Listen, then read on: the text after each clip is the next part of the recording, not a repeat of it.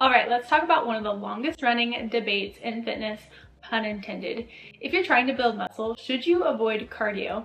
Or is it just another fitness myth that's holding women back from having the body that they actually want?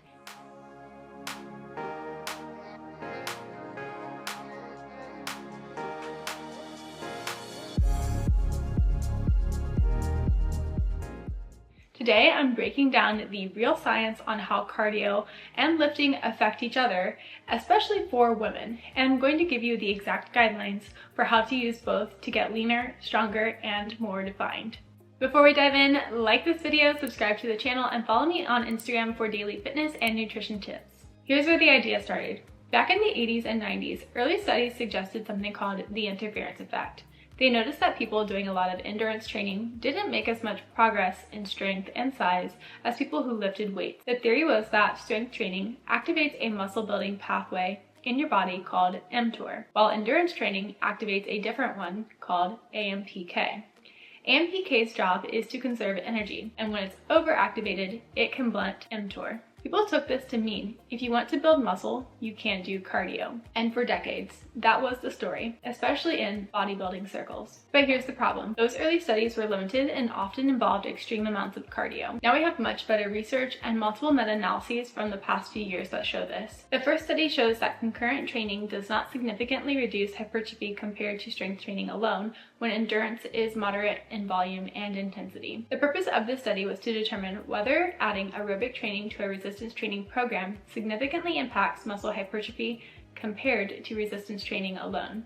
This was designed to address decades of debate around the interference effect. There were no significant differences in overall muscle hypertrophy between resistance only and concurrent training groups when aerobic training was moderate in volume and intensity. Lower body hypertrophy was slightly more at risk when cardio was running versus cycling, high frequency or more than 3 days per week, high duration being more than 45 to 60 minutes per session, and upper body hypertrophy showed no meaningful interference. Trained individuals may be slightly more sensitive to high volume cardio interference than beginners. The meta-analysis was one of the most rigorous to date, using strict inclusion criteria and multiple subgroup analyses. It provides strong evidence that with proper programming, cardio does not inherently prevent muscle growth, especially in women who were underrepresented in earlier interference studies. Another study examined whether men and women respond differently to concurrent training in terms of strength, endurance, and body composition outcomes. Both men and women improved strength and hypertrophy with concurrent training, and there was no significant interference effect in women for either strength or hypertrophy. Men showed a slight decrease in lower body strength gain compared to strength-only group when adding cardio. Women's fat oxidation or fat burn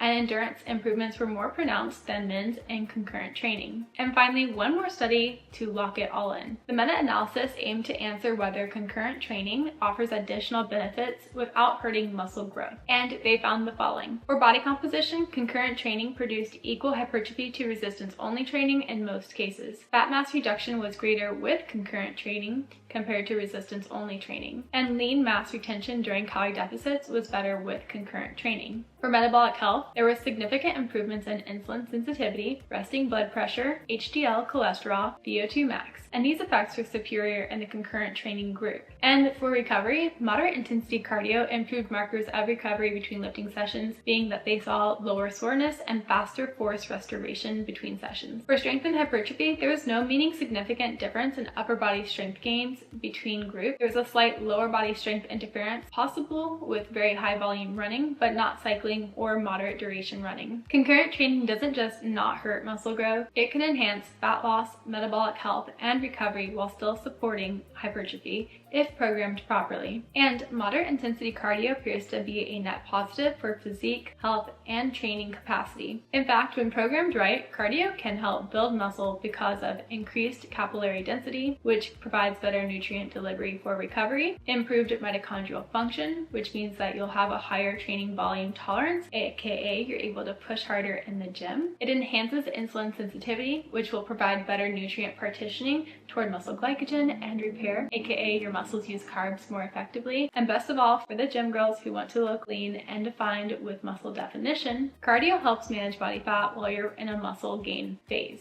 That being said, the interference effect isn't a complete myth, it's just about context. Cardio can hurt muscle growth when you're doing very high volume. Example would be 4 to 6 plus long sessions per week at 60 plus minutes per session. You're doing interval training or sprints before your heavy lifting. This creates acute fatigue and can reduce force production and motor unit recruitment, or you're in a calorie deficit without proper recovery. If you're under eating and under recovering, you're not getting enough calories, carbs, or sleep. In these cases, the recovery demands stack up and your body can't keep up with both adaptations. Excessive cardio and low calories raises cortisol and reduces muscle protein synthesis. What happens in the body during these three no-nos? 1. Your glycogen is depleted from endurance work, resistance training performance suffers, and 2. Chronic high AMPK activation without adequate fueling blunts mTOR activity over time. But there is good news. You can have the best of both worlds if you're strategic. Best practices for muscle-friendly cardio is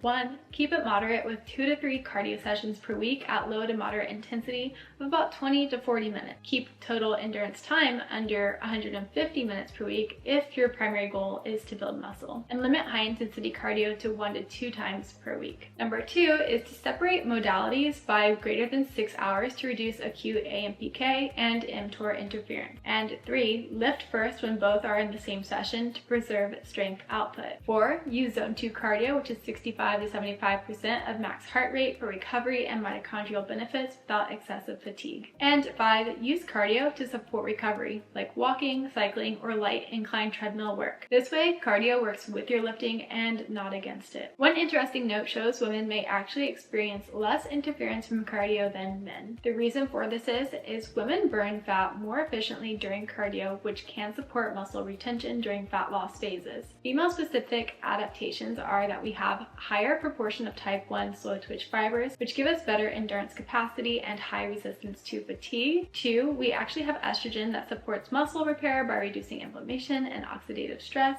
And 3, women burn more fat and conserve carbs better during cardio, meaning that we'll have less risk of carb depletion, which will not impact our lifting as much. A recent study found that concurrent training improved fat burn and lean mass retention more in women than men during a calorie deficit. So for most women, cardio is not just safe, it's an asset for fat loss and muscle growth. The big takeaway here though is that you don't need to fear cardio if your goal is to look lean and strong. It's not about never doing cardio, it's about matching the type, volume, and timing to your main goal and fueling your body to recover. Cardio is just another tool, and when used right, it can help you build a body that looks athletic, forms well, and stays healthy long term. I heard you want to stop running in circles and finally build the strong, defined body you've been looking for, and that's exactly what I do inside my coaching. So if you're ready for a plan that's backed by science and built for your body, check out the link in the description to apply for coaching. And if you found this helpful and you want more evidence-based tips for women's strength, fat loss, and physique transformation, make sure to like this video,